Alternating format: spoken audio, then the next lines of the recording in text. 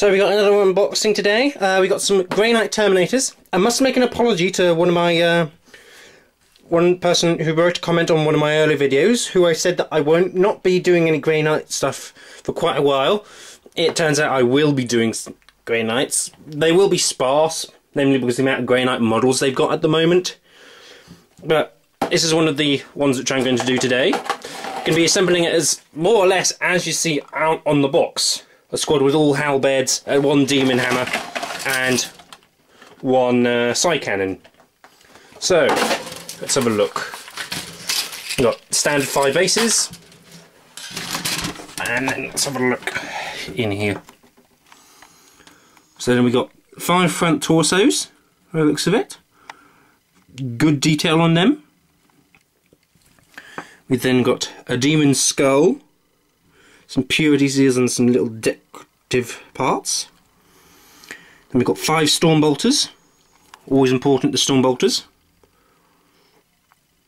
The backs of the torso as well, plus some more decorative parts including grenades. That's the important thing you must remember about Grey Knights, they can have grenades. We've then got a loincloth which goes over the front there, and a set of legs. This is probably for the sergeant. His name's gone from my head at the moment. Just a car, that's it. We've then got a arm there which the apothecary has. So that's the first part of the arm for the apothecary. Then we got the side cannon, the silencer with the front part there, and the incinerator. And we got another little decorative part here. This part's of the apothecary again. These are the little cylinders which they have. Again, another part for the apothecary which goes on the back. And then we got all these lovely decorative bits which go on the back of them. Great for paladins. And then we got the arm which holds the, I believe the arm which holds one of the weapons. And then we got the an apothecary arm as well. So, let's have a look at the next one. So this is all our Nemesis 4 swords. All 5 of them. Some real good detail on these. I might swipe a couple of these from for a Terminator or two for my normal Marines for conversions. So I reckon these look a lot better. Then we've got 2 set of legs, which are a good set of legs. Then we've got a bloodletter head, which I reckon will look fantastic once it's fully painted up. We've then got a couple Gilmores or books for decorative stuff. And we've got a whole pile of shields, which go on the shoulder pads there. Good. We've got some more purity seals. And then a mountain of arms. And each one of these arms not only has a number, as you can see on these, but also, if I zoom in there, they got a lettering as well on a lot of them. Tell you which side is which, etc. for which one. And then we got some shoulder pads. So we've got 12 in total, which means there is some 1 or 2 spare. All great detail. I assume that this one at the far end is for the Justicar again, as is that one, and the others are for the normal guys in the unit. And then let's have a look at the last one. So we got our falchions. Please do correct me if I'm saying that incorrectly. So again, we got 5 sets, which is good, which means you can equip the entire unit with them. I don't think they're worth it that much because the FAQ came out not too long ago. I will post the link in the description box for you. But the FAQ came out and said that you only get +1 attack, despite the fact that you're wielding 2 weapons. So it's a hit and miss whether you want to include them or not. Especially considering that this is about the only weapon they have to pay for. You got the demon hammer, which should be included in any unit really to protect yourself against walkers. You get the warding stave. It's hit and miss whether you want to include it. It is really good. 2+ invulnerable save in combat, but its cost is a bit too much. Then we've got a couple individual hands. Good for some of the bolt gun hands, etc. And we've got a couple more shoulder shields. I assume these are for the normal Terminators rather than Paladins. And then of course we've got the lovely banner. And I have to admit, the amount of detail on this banner is fantastic.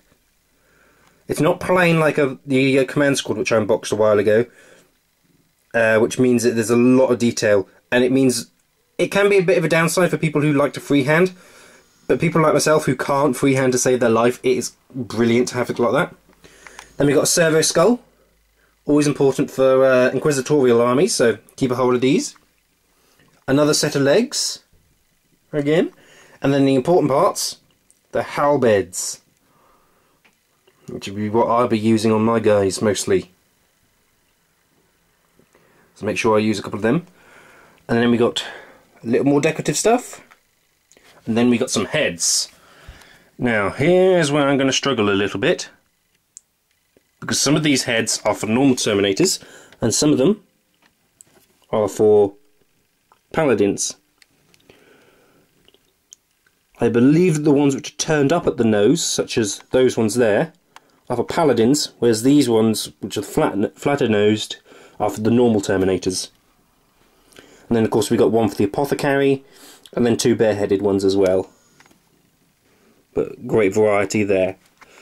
So I will get on and stick these together once I show you the instruction book. It's a fairly chunky instruction book this time, because of the amount of variables that you got, as well as various other things. So I will assemble them up and get back to you. So I finished assembling them all up. They were a little more difficult than normal Terminators, primarily because there's a lot more parts, and the some various parts only go with certain other parts.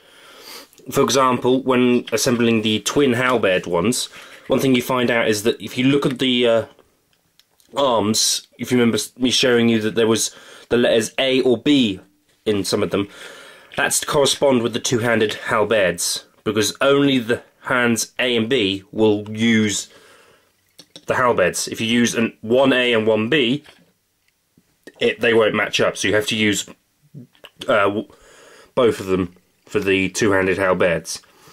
So of course I've equipped my unit with 4 halberds and 1 demon hammer, as well as 1 side cannon. For my starting force, comes in relatively cheap, and the amount of powerful attacks I'm going to get in beforehand is going to be insane, because I'm going to be striking at initiative 6, providing hammer hand goes off at strength 5.